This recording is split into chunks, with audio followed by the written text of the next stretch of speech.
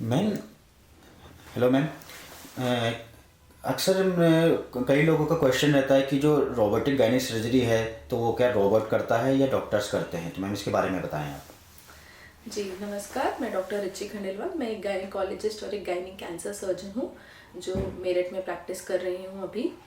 आपने बहुत ही अच्छा सवाल पूछा। बेसिकली आमतौर पे ये धारणा बनी रहती है सबकी कि जब रोबोटिक सर्जरी चल रही होती है तो सर्जरी कौन कर रहा है, कि रोबोट कर रहा है क्या कि सर्जन कर रहा है।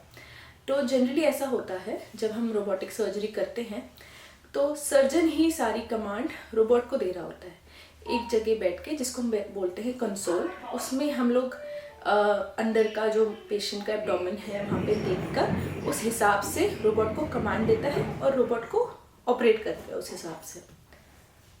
तो और क्या? मैम, हाँ, तो मैम अक्सर जगह क्या ये भी क्वेश्चन रहता है कि जब कमांड करते हैं आप लोग तो क्या कुछ में साइड इफ़ेक्ट या कोई ब्लीडिंग, एक्स्ट्रा ब्लीडिंग या एक्स्ट्रा चीरा कट वगैरह कुछ इस तरीके की प्रॉब्लम्स आती हैं कि एकदम सटीक सर्जरी उसमें होती है रोबोट द्वारा?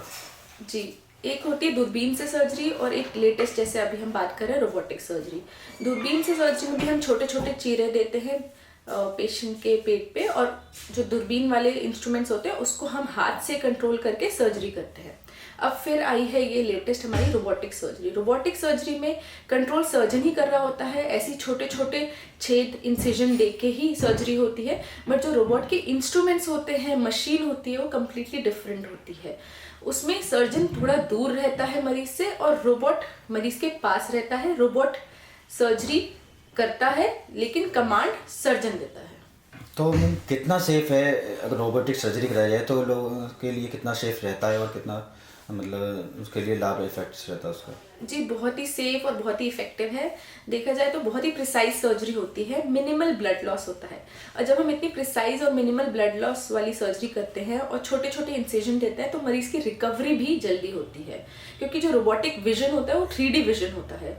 तो वो नॉर्मल सर्जरी के विजन से काफ़ी अच्छा होता है, जिसमें हम डेप्थ भी देख सकते हैं। मरीज के अंदर के जो टिश्यूज होते हैं, ऑर्गन्स होते हैं, उनकी डेप्थ भी साथ साथ पता चलती है, तो सर्जरी और प्रिसाइज हो जाती है। तो मैम ये जो सर्जरी है ये सभी लोग करा सकते हैं, कोई पार्टिकुलर एक पेशेंट है या वही करा सकता है, तो इसके बारे में बताएं। नहीं, सर्जरी सब करा सकते हैं। जनरली हम जो वापस बोलते हैं, सर्जरी सब करा सकते हैं। मरीज की इंडिकेशन अलग अलग हो सकती है। जनरली हम डॉक्टर्स हैं, हम मरीज को सारे ऑप्शंस देते हैं, फिर मरीज अपने हिसाब से डिसाइड करके सर्जरी करा सकते हैं। ये कैंसर सर्जरीज भी रोबोट के द्वारा पॉसिबल है, और नॉन कैंसरस जो नॉर्मल सर्जरीज होती है, जैसे कि यूट्रस निकालना, रसौली निकालना, फाइब्रॉइड निकालना, और जो भी गायनिक की छोटी मोटी सर्जरीज होती है वो भी रोबोट के द्वारा पॉसिबल है। साथ साथ कैंसर सर्जरीज भी हम रोबोट से बहुत अच्छे से कर सकते हैं। और साथ ही में जैसे मैंने बताया कि पेशेंट की रिकवरी बहुत अच्छी होती है, क्योंकि ब्लड लॉस बहुत कम होता है और बहुत ही प्रिसाइज सर्जरी होती है, तो पूरा एक्सपीरियंस पेशेंट का बहुत ही अच्छा रहता है।